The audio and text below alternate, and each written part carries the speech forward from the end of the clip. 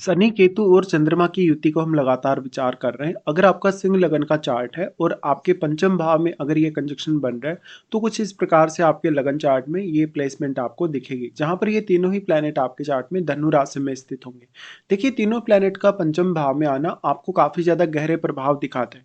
इस प्रकार से यहाँ पर जो शनि है, वो केतु के साथ मिलकर वैराग्य दोष या वैराग्य युति का निर्माण कर रहे हैं। दूसरी तरफ शनि यहाँ पे चंद्रमा के साथ मिलकर विष दोष का निर्माण कर रहे हैं। और केतु और चंद्रमा से यहाँ बन रहा है ग्रहण दोष। तो ये कंजक्शन संतान, आपके रिश्ते, आपकी लव लाइफ उसके लिए उतना अच्छा कंजक्शन नहीं है। लेकिन अगर आपको लाइफ में स्पिरिचुअली प्रोग्रेस करनी है, अगर आपको ध्यान साधना करनी है, पूजा पाठ वगैरह अगर आपको करनी है, सिद्धि वगैरह कोई आपको प्राप्त करना है, कोई आपको रिसर्च वर्क करना है, या आपको कुछ इस प्रकार का वर्क करना है जो डायरेक्टली या इनडायरेक्टली केतु से रिलेटेड हो, आपको कहीं न कहीं इंट्यूशन पावर बहुत ज़्यादा स्ट्रॉन्ग देखने को मिलेगी इस कंजक्शन की वजह से, तो ऐसे कार्यों में आप ज़्यादा सफल हो सकते हैं। अब यहाँ पंचमेश बृहस्पति ही है, और बृहस्पति के घर में जब इस प्रकार का कंजक्शन बनता हो, तो केतु का जो कारकत्व है वो कुछ हद तक बृहस्पति के सिमिलर ही है। ऐसे में यहाँ आपको देखना होगा कि केतु कितना ज़्यादा प्रभाव डाल पा रहे हैं, और क्या यहाँ शनि वक्री हो गए। देखिए, शनि अगर वक्री हो जाएंगे तो फिर जो केतु का प्रभाव है वो शनि पर काफ़ी ज़्यादा बढ़ जाएगा। वैसे शनि यहाँ आपके चार्ट में छठे और सातवें घर के स्वामी है, तो इसका असर आपके जो ओवरऑल लाइफ है, आपका जो जो दैनिक जीवन है या जो डेली लाइफ है उस पर, आपके रूटीन पर और आपके मैरिज या आपके रिलेशनशिप पर बहुत गहरा असर पड़ेगा। इस कंजक्शन में देखा जाए तो अब अगर शनि वक्री हो, तो जातक का जो जीवन साथी है या जातक स्वयं भी बहुत ज़्यादा अध्यात्म की तरफ मोड़ सकता है विवाह होने के पश्चात। विवाह होने के पश्चात आपको बहुत सारी जीवन साथी से शिकायतें रह सकती हैं, बहुत सारी प्रॉब्लम्स रह सकती हैं, जहाँ पर इमोशनली, मेंटली या फिजिकली आप अपने जीवन साथी से बहुत ज़्यादा डिटेचमेंट महसूस कर रहे हो। बट अगर शनि वक्री नहीं हो, तो कुछ केस में आप यहाँ पर फिर मेहनत करेंगे, हार्डवर्क करेंगे, और जो कुछ भी आप पाना चाहते हैं उसके लिए अथक प्रयास करेंगे। भले एक समय बाद आपको ये रियलाइज होगा कि वास्तव में आपके लिए यहाँ केतु को फॉलो करना ज़्यादा सही रहता है, लेकिन फिर भी शनि क्योंकि कर्म कारक ग्रह है और पंचम में बैठा है, तो वो आपको रियलिटी का आभास करवाता है। पंचम में इस प्रकार का कंजक्शन है, तो ये ज्ञान के लिए बहुत ही अच्छा कंजक्शन माना जाएगा। जातक में बहुत ज़्यादा गहराई से सोचने, विचार करने या गहराई से सोचकर निर्णय लेने की क्षमता होगी। बट यहाँ चंद्रमा पीड़ित स्थिति में है, वो शनि से भी पीड़ित है और केतु से भी, इसलिए जातक बहुत ज़्यादा कन्फ्यूजन में रहेगा, बहुत ज़्यादा वो लापरवाह हो जाएगा अपने रिश्तों के प्रति।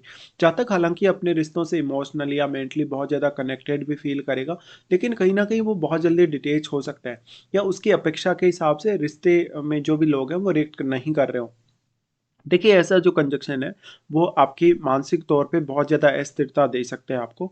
आपको कहीं न कहीं मेंटल इश्यूज़ दे सकता है। आपको बहुत ज़्यादा ऐसी स्थिति जहाँ पर बहुत जल्दी आपके मन में तनाव पैदा हो जाता है, जहाँ पर आपको ओवरथिंकिंग करने के लिए बाध्य होना पड़ता है, जहाँ पर बहुत ज़्यादा डिप्रेशन है, एंग्ज़ायटी है, या भावनात्मक रूप से जो व्यक्ति है वो थोड़ा कटा हुआ-सा महसूस करता है अपने आप से भी और दूसरे जो जुड़े हुए रिश्ते हैं उनसे भी। वैसे देखा जाए तो जो शनि का जो यहाँ चंद्रमा के साथ जो विष दोष बन रहा है और केतु जो चंद्रमा पर अपना प्रभाव डाल रहे हैं, इसमें थोड़ा डिफरेंस भी है। क्योंकि शनि जब भी चंद्रमा के साथ होते हैं तो व्यक्ति सोचता जरूर है, भले ही वो थोड़ा सा समय ज़्यादा ले लेता है, जातक सोचकर थोड़ा ज़्यादा समय लेकर फैसले लेता है, और कभी-कभी वो बहुत ज़्यादा ओवरथिंक करता है, लेकिन एट द एंड कम से कम इतना है कि वो फैसले ले पाता है और उन फैसलों पर बहुत अच्छे से अमल भी कर पाता है, और बहुत ज़्यादा सोच-विचार के फैसले लेने से आपके फैसले में थोड़ी मैच्योरिटी आ सकती है। आपका फैसला बहुत लॉन्ग लास्टिंग आपके लिए प्रभावी रह सकता है। बट केतु के साथ जब चंद्रमा को हम देखते हैं, तो थोड़ा यहाँ डिफरेंस है। देखिए, केतु क्योंकि इस भाव की या इन प्लैनेट्स की जो एनर्जी है उसको अपने में समाहित कर रहे हैं, और केतु जब भी चंद्रमा के साथ स्थित होते हैं तो जातक अपनी फीलिंग से बहुत ज़्यादा डिटेच हो जाता है, अपने इमोशन से, अपनी भावनाओं से कहीं ना कहीं वो एकदम से कट जाता है। तो ऐसे में वो खुद के इमोशंस को नहीं समझ पाता, या उसके जो इमोशंस हैं, उसकी जो फीलिंग है वो काफ़ी गलत हो सकती हैं, वो या फिर हो सकता है सही डायरेक्शन में ना हो। इस स्थिति में जातक कभी-कभी भावनात्मक रूप से बहुत ज़्यादा भटकाव फ़ील करेगा। ऐसे जातकों को स्टार्टिंग में एजुकेशन में बहुत ज़्यादा दिक्कतें आएँगी, और अपने रिश्तों को लेकर भी। ऐसे में आपको संतान के साथ काफ़ी ज़्यादा इश्यूज़ देखने को मिल सकते हैं, जैसे कि कभी-कभी संतान की प्राप्ति या तो बहुत ज़्यादा देरी से हो रही है, कभी अबॉर्शन जैसा इश्यू आ गया, कभी संतान के साथ आपकी जो अपेक्षा है वैसी संतान आपकी नहीं है, या आपका कहना संतान नहीं मान रही, या संतान के व्यवहार को समझने में, उनके उनकी बातों को समझने में आपको काफ़ी ज़्यादा दिक्कत हो रही हो। तो इस हिसाब से वैचारिक रूप से ये मतभेद बन जाते हैं आगे चलकर आपको संतान के साथ-साथ। अब जो प्रेम संबंधों की बात यहाँ आती है, तो जातक कहीं-कहीं अपने प्रेम संबंधों में बहुत ज़्यादा अटैच होता है स्टार्टिंग में, लेकिन एकदम से उसके रिश्ते टूटते हैं और जो भी लोग आपकी लाइफ में आते हैं एज़ ए फ्रेंड, वो आपका फ़ायदा उठाते हैं। यहाँ पे सिर्फ़ और सिर्फ़ आपको तभी ये कंजक्शन ज़्यादा बेहतर रिज़ल्ट दे सकता है, जब आप अपनी बुद्धि का सही इस्तेमाल करते हैं, जब आप अपने निर्णयों को बार-बार बदलेंगे नहीं और एक ही जगह पे आप फ़ोकस्ड रहने का प्रयास करेंगे, या तो आप कोई रिसर्च वर्क करेंगे, आप अकल्ट से रिलेटेड कोई भी कार्य करेंगे। क्योंकि यहाँ पर आपकी जो नेचुरल क्षमता है या जो आपकी नेचुरल योग्यता है, वो कहीं न कहीं केतु अपने में समाहित कर रहे हैं। लेकिन यहाँ चंद्रमा के गुणों को आपको बढ़ाना होगा, या चंद्रमा के लिए आपको रेमेडी करने पर ध्यान देना होगा। फिर अगर बृहस्पति का या तो यहाँ पे दृष्टि हो, या तो बृहस्पति आपके चार्ट में बहुत ही ज़्यादा वेल प्लेस्ड हो, तब आपको फ़ायदा मिल सकता है। शनि केतु चंद्र का ये कंजक्शन आपको लॉटरी, सट्टा या शेयर मार्केट की तरफ काफ़ी ज़्यादा प्रेरित कर सकते हैं। बट जो भी आपके फैसले रहेंगे वो काफ़ी ज़्यादा गलत रहेंगे। गलत फैसले होते हुए आपको नुकसान भी काफ़ी ज़्यादा होने के चांसेज़ हैं। तो इस प्रकार का जो जातक है, एक समय बाद कहीं न कहीं काफ़ी ज़्यादा फ्रस्ट्रेट हो जाता है अपने ही फैसलों से, और वो बहुत ज़्यादा धैर्य भी नहीं रख पाता। इस प्रकार से जो भी समस्याएँ, जो भी बाधाएँ आएँगी आपकी लाइफ़ में, उनको पार पाने या उनसे कहीं न कहीं सहजता से लड़ने के लिए आपको काफ़ी ज़्यादा एफ़र्ट लगाना पड़ेगा। अब क्योंकि चंद्रमा केतु के साथ है, तो आपके मन में काफ़ी ज़्यादा भय उत्पन्न हो सकता है। आपका मन बहुत ज़्यादा उदासीन रह सकता है, आपकी फीलिंग्स कहीं न कहीं आप खो सकते हैं। तो अब लग्नेश अगर बहुत ही स्ट्रॉन्ग हो आपके चार्ट में, या लगन में कोई प्लैनेट ऐसा बैठा है जो आपको बहुत ज़्यादा सपोर्ट कर रहा हो, तभी थोड़ा कॉन्फिडेंस आप गेन कर पाएँगे। ऐसा कंजक्शन आपको तंत्र मंत्र में, आध्यात्मिक कार्यों में काफ़ी रुचि देता है, और ये इस प्रकार के विषयों का ज्ञान प्राप्त करने के लिए एक अच्छा कंजक्शन माना जा सकता है। जब तक इस प्रकार से बहुत ज़्यादा अपने आप को अकेलेपन में फ़ील करेगा, जब तक किसी भी रिलेशनशिप में आएगा, तो जब तक कभी-कभी कुछ ब्लाइंडली फैसले ले लेगा, जो उसके फैसले काफ़ी ज़्यादा गलत होने के चांसेज़ होंगे।